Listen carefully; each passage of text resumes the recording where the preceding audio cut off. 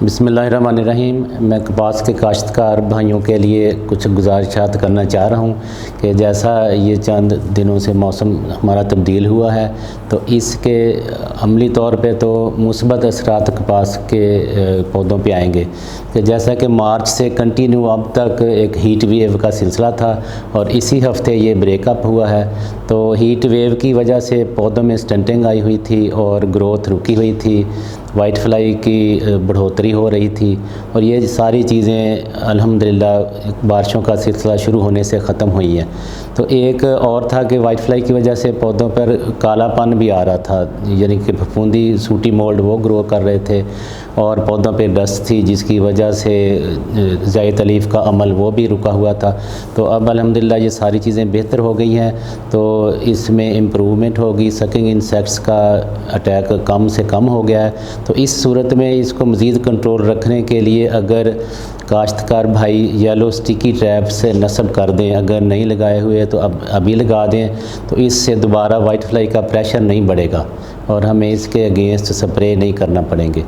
तो दूसरा, 2 दिन के बाद फिर ज़्यादा जो बारिशों का सिलसिला शुरू हुआ है तो वो भी आज इख्तिताम पजीर हो रहा है। तो इस सूरत में जहाँ कोई 20 मिलीमीटर से ज़्यादा बारिश हुई हो वहाँ पे पानी अगर पहले लगा हुआ है तो निकालना मकसूद होता है कि 24 घंटे तक कोई मसला नहीं है, लेकिन अगर 72 घंटे तक कपास के पौधों में पानी खड़ा रहे तो वो नुकसान का बायस बनता है। तो उस सूरत में पौधों का रंग पीला होना शुरू हो जाता है, यानी कि वो सफोकेशन हो गई है, वहाँ एरेशन कम है और उस वजह से पौधों की जो न्यूट्रिएंट्स की अपटेक है वो रुक गई है।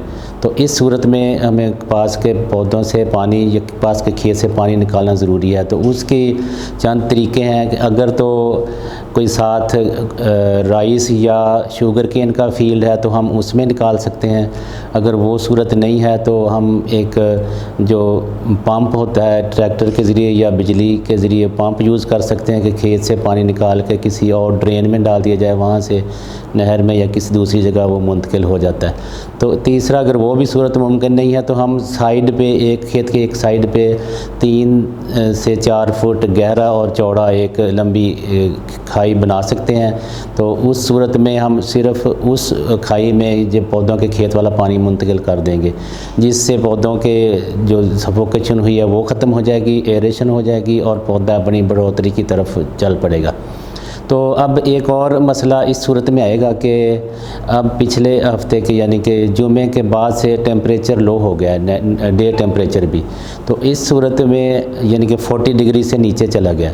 तो इस सूरत में पिंक बोलवर्म का अटैक वो बढ़ सकता है। तो इसके लिए अगर आप फेरोमोन ट्रैप्स 8 फी एकड़ लगाएं पिंक बोलवर्म के लिए या 120 पीबी रोप्स फील्ड में नस्ब कर दें, क्योंकि आज अब तमाम तकरीबन क्रॉप फूल डोडी और टींडे के मराहल पे है। इस सूरत में ही इसका अटैक होता है और जब 40 डिग्री सेंटीग्रेड से टेम्परेचर कम होता है तो फिर इसका अटैक मज़ीद बढ़ सकता है। तो इसको भी कंट्रोल करने के लिए अगर ये इक़दाम किए जाएँ तो हम इंशाल्लाह अपनी कॉटन की बेहतर पैदावार ले सकते हैं। शुक्रिया।